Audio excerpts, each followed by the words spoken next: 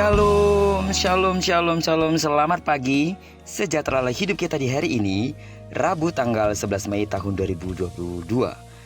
Adalah sebuah anugerah jika kita bisa berada kembali di hari ini. Dan sama seperti Dia telah memberkati tidur malam kita, maka percayalah bahwa di sepanjang hari ini Tuhan akan memelihara dan memberkati hidup kita juga. Amin.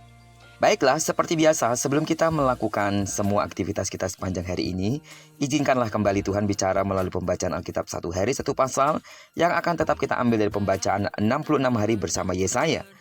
Dan hari ini kita telah berada di hari yang ke-12, maka kita akan membaca kitab Yesaya pasal yang ke-12 ayat pertama sampai dengan ayat yang ke-6. Judul perenungan kita di pagi hari ini, Bersyukurlah karena Tuhan itu baik. Sebagai pengantar renungan ini, saya akan coba bacakan untuk kita ayat pertama sampai dengan ayat yang kedua. Judul perikopnya adalah Nyanyian Syukur atas Keselamatan. Pada waktu itu engkau akan berkata, Aku mau bersyukur kepadamu ya Tuhan, karena sungguh pun engkau telah murka terhadap aku, tetapi murkamu telah surut dan engkau menghibur aku. Sungguh Allah itu keselamatanku, aku percaya dengan tidak gemetar. Sebab Tuhan Allah itu kekuatanku dan mazmurku, Ia telah menjadi keselamatanku.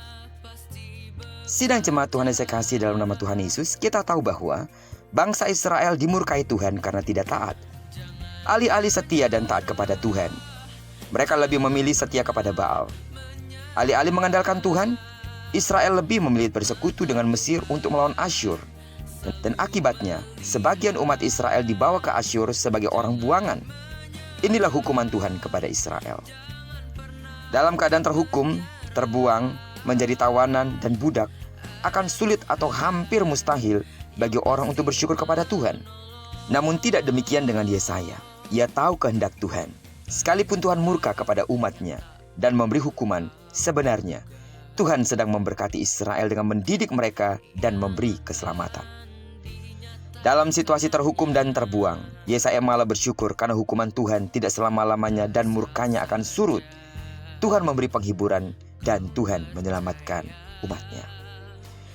Ungkapan syukur kepada Tuhan tidak berhenti di bibir dan hati saja, melainkan ditujukan dalam sikap hidup, dengan senantiasa bersekutu kepadanya dan mewartakan perbuatan yang ajaib demi kemuliaannya. Bersyukur saat hati gembira lumrah dilakukan, seperti seorang anak naik kelas atau berulang tahun, seperti seseorang mendapatkan kenaikan pangkat atau menempati rumah baru. Namun bagaimana jika situasinya berbeda?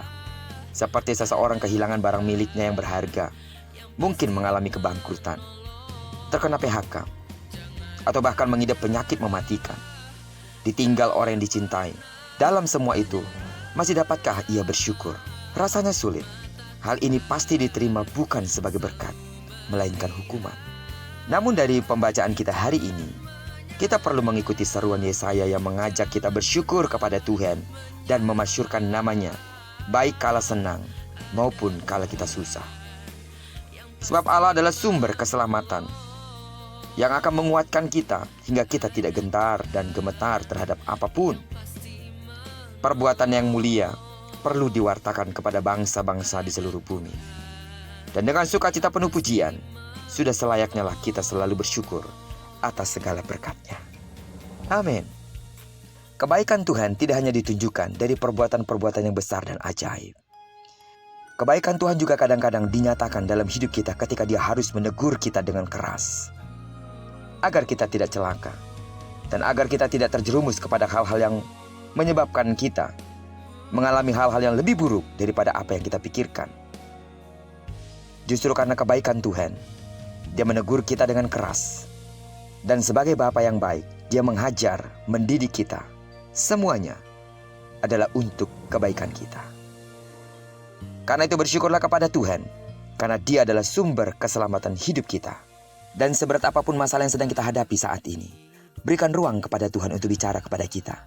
Sebab dengan menegur dan mendidik kita dengan keras, Dia sedang menyatakan kasih-Nya yang mulia demi kebaikan kita. Terpujilah nama Tuhan.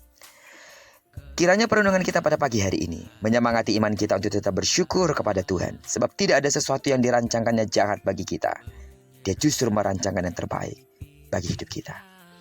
Diberkatilah kita bersama dengan orang-orang yang kita kasihi dimanapun mereka berada. Dan digenapilah firman yang berjanji bahwa apa yang dikerjakan tangan kanan dan tangan kiri kita dibuatnya berhasil. Kemanapun kaki kanan dan kaki kiri tak melangkah, di sana pasti kemuliaan Tuhan akan dinyatakan. Sebab kita telah menyerahkan diri kita sepenuhnya ke dalam pimpinan Tuhan. Amin.